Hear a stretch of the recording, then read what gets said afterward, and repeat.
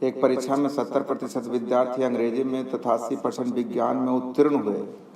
दोनों विषयों में कुल 18% विद्यार्थी अनुत्तीर्ण रहे हों।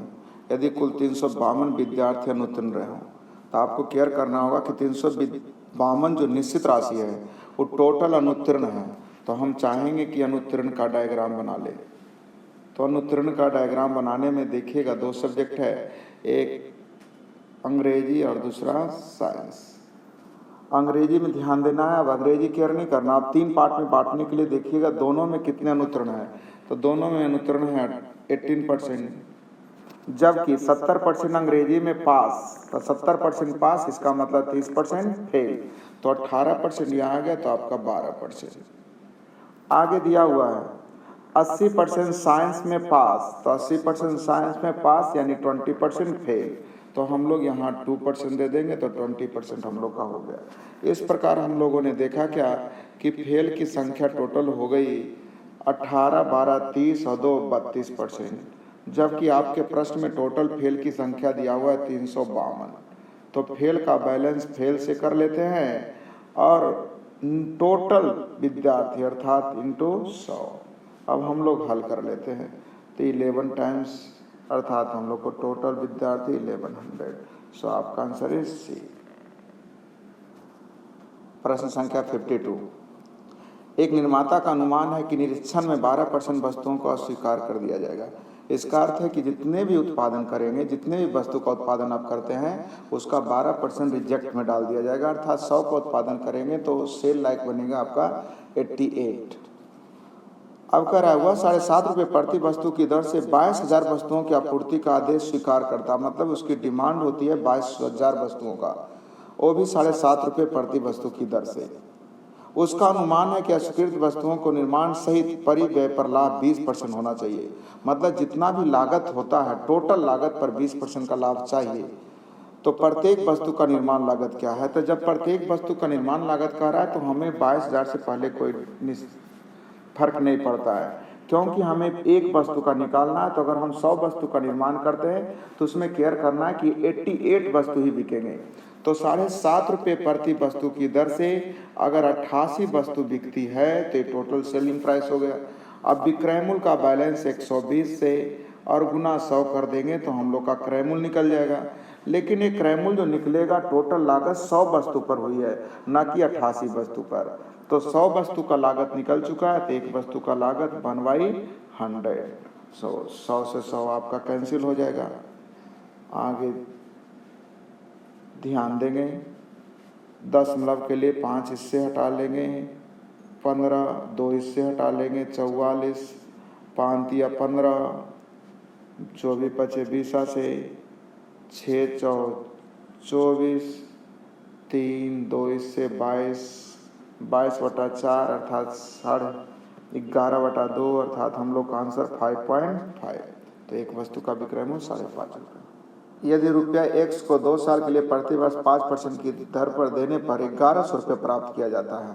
1100 रुपये प्राप्त किया जाता है, इसका मतलब है 2 वर्ष के बाद टोटल राशि अर्थात अमाउंट दिया हुआ है, मिश्रधन दिया हुआ है 1100 रुपया।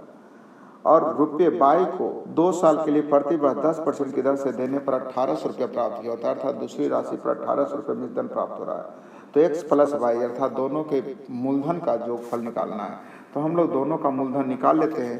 तो 1100 दिया हुआ मिश्रधन, तो 5% की दर से 2 वर्ष का ब्याज होता है 10। तो हम लोग कह सकते हैं 1100 का बैलेंस 110 से और मूलधन निकालना है तो 100 से गुना, अर्थात हम लोग कह सकते हैं कि हम लोग का मूलधन हो गया 1000, अर्थात X का वैल्यू 1000। उसी तरह Y के लिए 1800 रुपया हुआ है कब? जब 10% की दर से 2 वर्ष का ब्याज मिला है तब। तो 10% की दर से 2 वर्ष का ब्याज 20 अर्थात मिश्रधन 120। तो मूलधन निकालना है तो 100 से गुना। अब हल कर लेते हैं तो हम लोग का आ जाएगा 1500।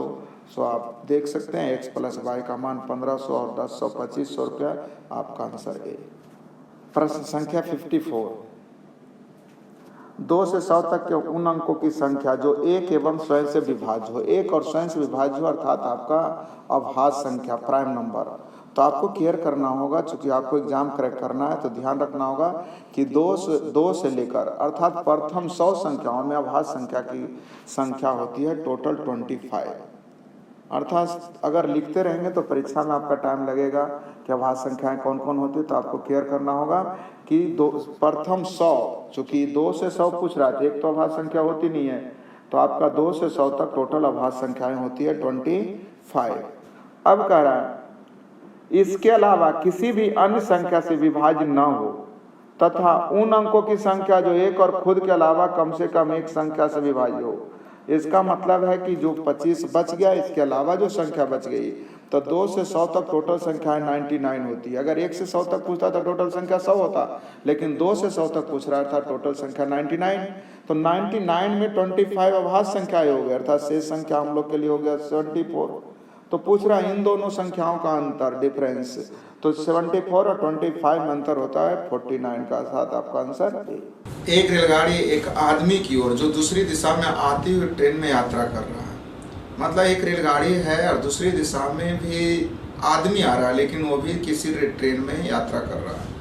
8 सेकंड में पार कर जाती है। तो अब आपको केयर क्या करना है कि जब रेलगाड़ी किसी खंभे को पार करे, किसी सिग्नल को पार करे, किसी व्यक्ति को पार करे, तो दूरी होती है सिर्फ रेलगाड़ी की लंबाई। जब वही रेलगाड़ी किसी सुरंग को पार करे, किसी प्लेटफॉर्म को पार करे, किसी पुल को पार करे, तो या किसी रेलगाड़ी को पार करे, तो दूरी होती है रेलगाड़ी की लंबाई प्लस पुल की लंबाई, रेलगाड़ी की लंबाई प्लस सुरंग की लंबाई, रेलगाड़ी की लंबाई प्लस प्लेटफॉर्म की लंबाई।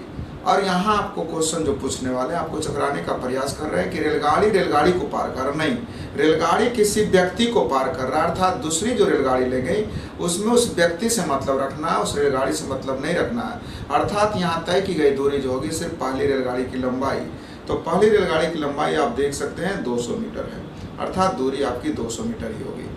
अब कह रहा है जब वे यात्रा कर रहे हैं तो एक दूसरे की ओर तो 8 सेकंड में पार कर जाती है। तो अब आपको केयर करना होगा, जब दो पिंड गतिमान होगी तो चाल नहीं बल्कि सापेक्षिक चाल लेना है। तो यहाँ ट्रेन भी गतिमान है और दूसरी व्यक्ति जो किसी ट्रेन में बैठे हैं वो भी गतिमान है। तो जब दोनों पिंड गतिमान है तो सापेक्षिक चाल लेना होगा, और जब सेम डायरेक्शन में होता है तो सापेक्षिक चाल अंतर होता है, और अपोजिट डायरेक्शन में होंगे तो सापेक्षिक चाल दोनों का योग होगा। तो यहाँ दिया हुआ है सेम डायरेक्शन में 8 सेकंड में पार कर रहा है, अर्थात दूरी बटा समय कर देते हैं तो चाल हो गया 25 मीटर प्रति सेकेंड। जब अपोजिट डायरेक्शन में है तो आपका दिया हुआ 25 सेकंड में पार कर रहा है तो 200 बटा 25 अर्थात 8 मीटर प्रति सेकेंड। तो अब आपको केयर क्या करना है कि पूछ रहा है पहली रेलगाड़ी की लंबाई, अर्थात जिसमें व्यक्ति नहीं बैठा है। तो पहली रेलगाड़ी की लंबाई जब निकालनी है तो आपको केयर करना होगा कि पहली रेलगाड़ी तेज चल रही है या दूसरी रेलगाड़ी। तो हमें यहाँ प्रश्न से दिखाई दे रहा है जब सेम डायरेक्शन में जाती है तो पहली रेलगाड़ी दूसरी रेलगाड़ी को पार कर रही है, इसका मतलब पहली रेलगाड़ी की चाल ज़्यादा है। तो मैं चाहूँगा कि पहली रेलगाड़ी की चाल निकालने के लिए दोनों के जोड़ के दूसरे भाग देना होगा, क्योंकि जब दो राशि का योग और अंतर दिया रहे तो बड़ी राशि निकालना तो दोनों के जोड़ के दूसरे भाग, और छोटी राशि निकालना है तो घटा के दूसरे भाग। तो यहाँ पहली रेलगाड़ी जो है तेज चल रही है, अर्थात पहली रेलगाड़ी निकालना है तो जोड़ के दूसरे भाग, तो 25 और 8 33 बटा 2 मीटर पर सेकेंड आया। 33 बटा 2 मीटर पर सेकेंड, अगर किलोमीटर में निकालना है तो 18 बटा 5। अब आपको केयर करना होगा कि नीचे 5 दूनी 10 आ गया तो 10 से भाग मत दीजिए, 2 से भाग मत काटा कीजिए, चूंकि 10 से भाग देने में एक अंक के बाद दशमलव देना मेरे लिए आसान होता है। तो हम डायरेक्ट गुना कर देते हैं। तो 18 तिया 54 के 4 बाकी 5, 18 तिया 54 और 5 59, और 10 के लिए एक अंक के बाद दशमलव अर्थात 59.4 किलोमीटर प्रति घंटा। सो आपका आंसर इज सी। प्रश्न संख्या 56, x square plus y square plus z square और x y plus y z plus z x. अब आपको केयर क्या करना होगा कि एक्स स्क्वायर बराबर x square y square z square बराबर दो राशि का गुना हो रहा है। तो मैंने कहा यह स्क्वायर आएगा कब, जब हम लोग देख सकते हैं कि एक्स और वाई दोनों बराबर हो जाएंगे तो एक्स गुने एक्स एक्स स्क्वायर हो जाएगा, वाई जेड बराबर हो जाएंगे तो वाई गुने वाई वाई स्क्वायर आ जाएगा, और जेड एक्स बराबर हो जाएंगे तो जेड गुने जेड जेड स्क्वायर हो जाएगा। अर्थात मैं देख सकता हूँ कि एक्स वाई जेड आपस में बराबर है, तो जब तीनों भुजाएं आपस में बराबर हो तो मैं बोल सकता हूँ त्रिभुज इक्विलेटरल ट्रायंगल हो सकता है, अर्थात आपका आंसर सी। यदि इतना को हल करने पर इकाई स्थान पर 8 हो तो स्टार के स्थान पर कौन सी छोटी संख्या आनी चाहिए। तो सिंपल सा क्वेश्चन है और बार बार हर एक एग्जाम में पूछा जाता है। तो आपको इकाई को मल्टीपल करना है। तो हम लोग देख रहे हैं कि अगर हम लोग 9 गुने 6 करते हैं तो 9 छक 54 के 4 इकाई अंक 4 हो जाएंगे।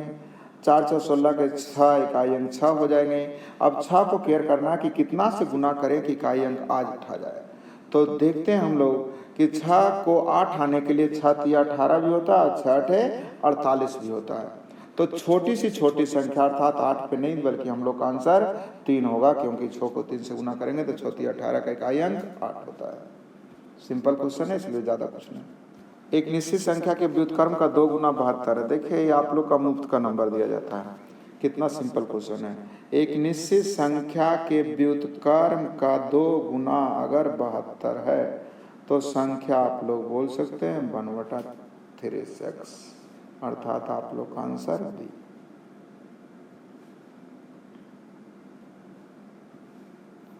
एक स्कूल में केवल 3 कक्षाएं जिसमें 10, 20 और 30 छात्र हैं। इन कक्षाओं में उत्तीर्ण का प्रतिशत दिया हुआ है तो स्कूल में पास होने का परसेंट।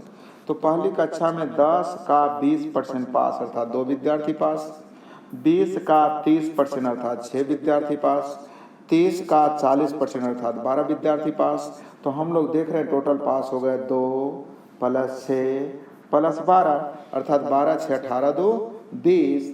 तब पास वाले विद्यार्थी 20 जबकि टोटल विद्यार्थी थे 30 20 50 10 60 और गुना 100 अर्थात हम लोग बोल सकते हैं 33.1/3% अर्थात 33.33।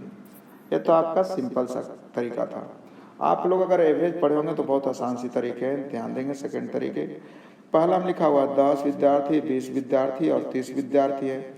इसमें पास होने वाला का परसेंटेज है 20%, 30% और 40%। तो हम लोग अगर इजी पूर्वक अगर एवरेज पढ़े होंगे तो संख्या ऊपर कटता है तो काट ले और सिंपल तरीके होता है। 20 को 1 से गुना करेंगे 20 और 30 को 2 से गुना करेंगे 60 तो 60 20 80 और 40 को 3 से गुना करेंगे तो 120। तो हम लोग देख सकते हैं 80 और 120 200 और 200 बटा आ गया हम लोग का 3 2 5 और 1 6। तो 200/6 का मतलब 100/3 अर्थात 33.1/3। तो आपका आंसर इज डी।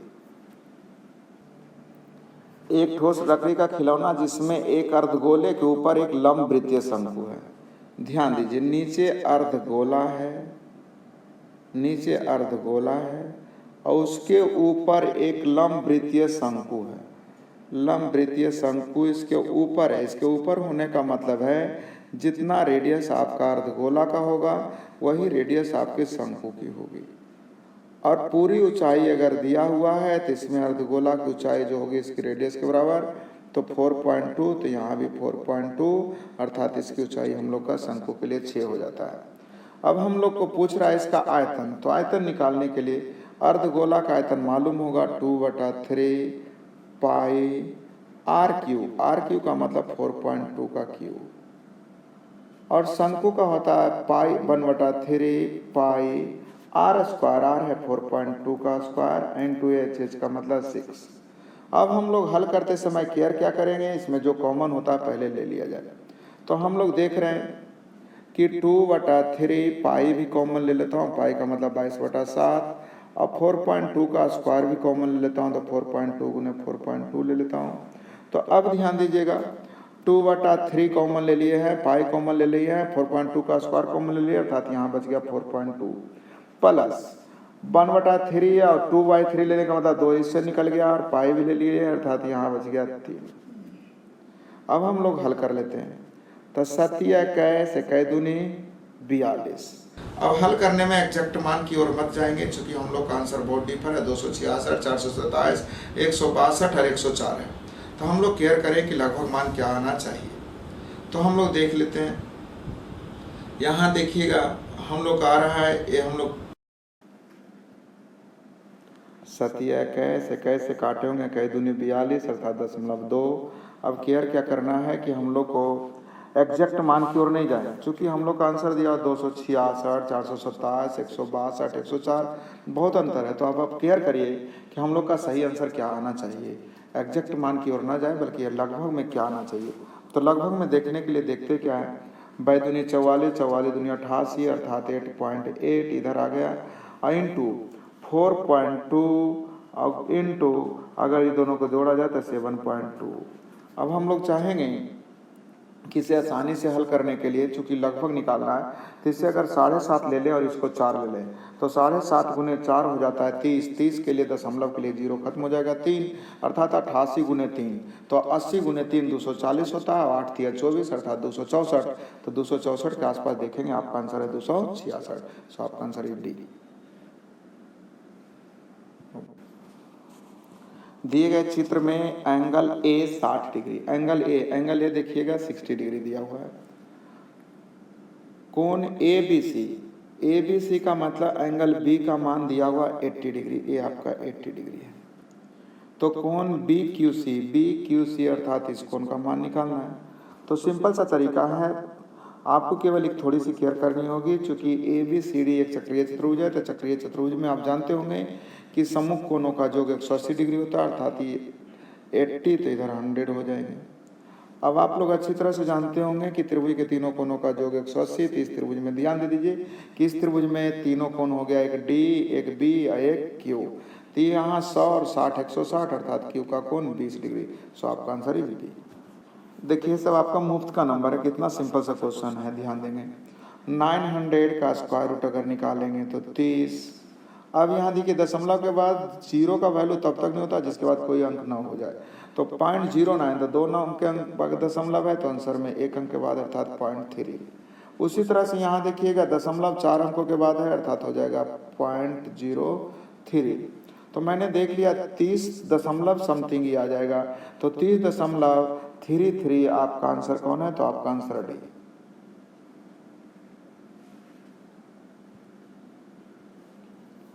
बहुत अच्छा क्वेश्चन है। एक यदि प्रत्येक वृत्त की त्रिज्या 1 सेंटीमीटर तो छायांकित भाग, जब प्रत्येक वृत्त की त्रिज्या अर्थात त्रिज्याएं तीनों वृत्त सेम है, तो अर्थात ABC आपका इक्विलैटरल ट्रायंगल का निर्माण करेगा, जिसकी भुजाएं आपका हो जाएगा 1 1 2 अर्थात प्रत्येक भुजा 2। तो हम लोग चाहेंगे कि इक्विलैटरल ट्रायंगल में से ये जो आपका त्रिज्यखंड बन रहा है, 3 त्रिज्यखंड बन रहे हैं, इसे अगर हम लोग घटा दें तो छायांकित भाग का क्षेत्रफल मालूम हो जाएगा। तो अब इस इक्विलैटरल ट्रायंगल में प्रत्येक कोण जानते होंगे 60 डिग्री, तो एक त्रिज्यखंड का ये 60 डिग्री अर्थात 3 त्रिज्यखंड होने का मतलब है 180 डिग्री। तो फुल सर्किल का मतलब होता है 360 डिग्री, लेकिन यहाँ 180 डिग्री का मतलब क्या हो गया, हाफ सर्कल। तो मैं चाहूंगा कि इक्विलैटरल ट्रायंगल में आप हाफ सर्कल के एरिया को हटा दें तो आपका छायांकित भाग का एरिया निकल जाएगा। तो इक्विलैटरल ट्रायंगल का होता है √3/4 गुने भुजा स्क्वायर 2 का स्क्वायर 2 दूनी 4 में से हाफ सर्किल घटाना है, चूंकि अभी आपने बताया 60 60 60, तो तीनों त्रिज्यखंड मिलाकर 180 डिग्री हो रहा था हाफ सर्किल। तो फुल सर्किल होता है πr², तो r है 1 का स्क्वायर 1 और हाफ सर्किल इसके लिए 1/2πr²। तो यहाँ हम चाहेंगे कि हम लोग का आंसर आ गया √3 माइनस 1/2π, तो √3 माइनस 1/2π देखिएगा आपका आंसर हो जाएगा सी।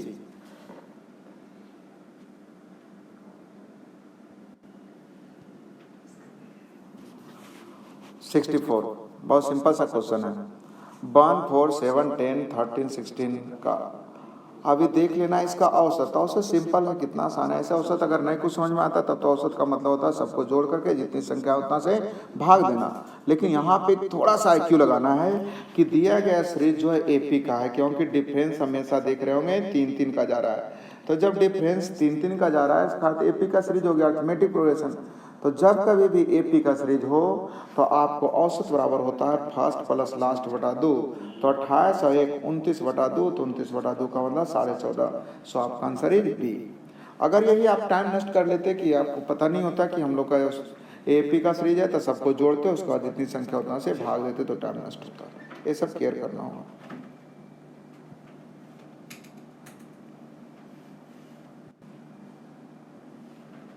प्रश्न संख्या 65। एक बेईमान दुकानदार अपनी वस्तुओं को क्रय मूल्य पर बेचता, परंतु 1 केजी के स्थान पर 940 ग्राम के बाट का प्रयोग करता, तो उसका लाभ प्रतिशत क्या होगा। तो आपको केयर करना होगा, जहां कहीं भी प्रतिशत लाभ की गणना करना हो तो सबसे पहला काम है क्रय मूल्य विक्रय मूल्य का रेशियो लिख ले, कॉस्ट प्राइस और सेलिंग प्राइस का रेशियो लिख ले। अब कॉस्ट प्राइस सेलिंग प्राइस आपको समझ में आ जाना चाहिए। कह रहा है विक्रय मूल्य सेम है, जिस रेट से खरीदा उसी रेट से बेचा है। क्वेश्चन कह रहा है दुकानदार वस्तुओं को क्रय मूल्य पर ही बेचता है, तो अगर मैंने कहा 1 रुपया में खरीदा है तो 1 रुपया में ही बेचेगा। लेकिन खरीदते समय 1 रुपये में अगर 1 केजी खरीदा है तो आप जब लाने गए हैं तो उन्होंने दिया है 1 रुपये में 940 ग्राम।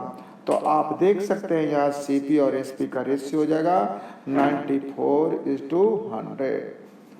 अब हम लोग को प्रतिशत लाभ निकालनी है, तो प्रतिशत लाभ ध्यान दीजिएगा 94 में देख रहे हैं हमें 6 का लाभ हो रहा है, अर्थात 100 में 6 से कुछ ज़्यादा, तो 6 से कुछ ज़्यादा अर्थात आपका आंसर डी। अगर आप निकालना चाहेंगे तो आपका हो जाएगा लाभ ऊपर, क्रयमूल्य नीचे और गुणे 100। लेकिन यहाँ आपकी परीक्षाओं में केयर करना होगा कि परीक्षाएं में हमारी टाइम की वैल्यू होती है। तो 94 में हम अगर 6 रुपये का लाभ ले रहे हैं तो 100 रुपये में 6 से कुछ ज़्यादा ही होगा, तो 6 से जस्ट ऊपर वाली आंसर है हम लोग का आंसर डी। बहुत अच्छी क्वेश्चन है, आपको केयर करना होगा, इस तरह क्वेश्चन बार बार आते रहते हैं परीक्षाओं में।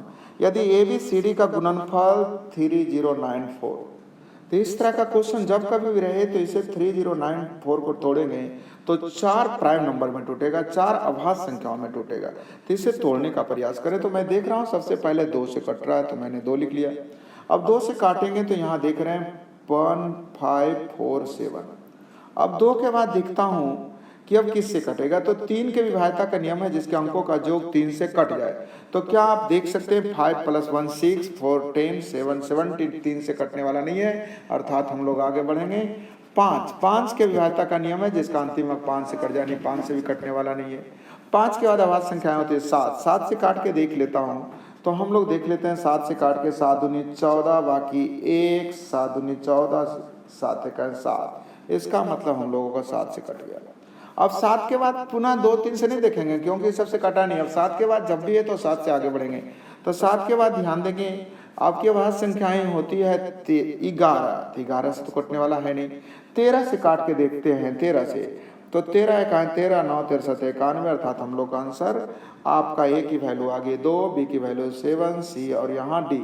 तो हम लोग का गुणनफल पूछ रहा है B × C, अर्थात 63 91, सो आपका आंसर इज B।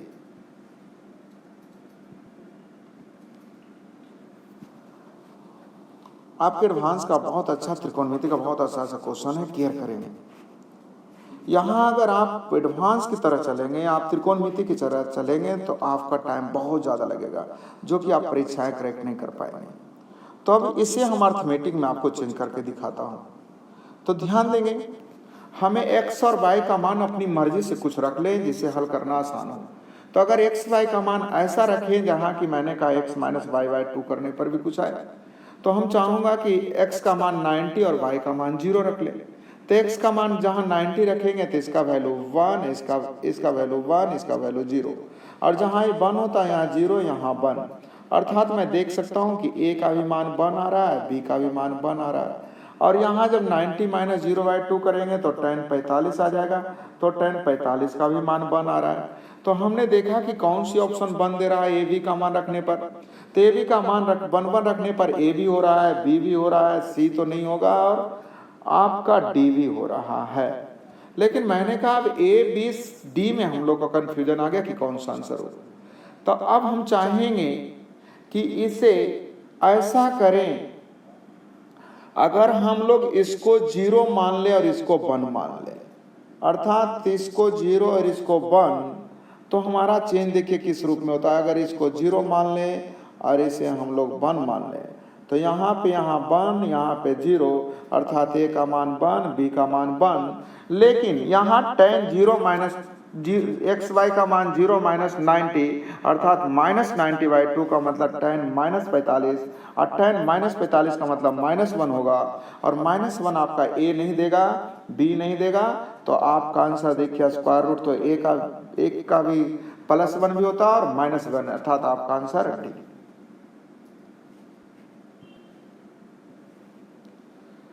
एक रेडियो को 1860 रुपये में बेचने पर 20% का लाभ होता है, उसे 1520 में बेचने पर लाभ यहाँ नहीं। सिंपल सा क्वेश्चन है, 1820 रुपये में बेचने पर 20% का लाभ, तो सेलिंग प्राइस का बैलेंस सेलिंग प्राइस से कॉस्ट प्राइस निकाल लेना है।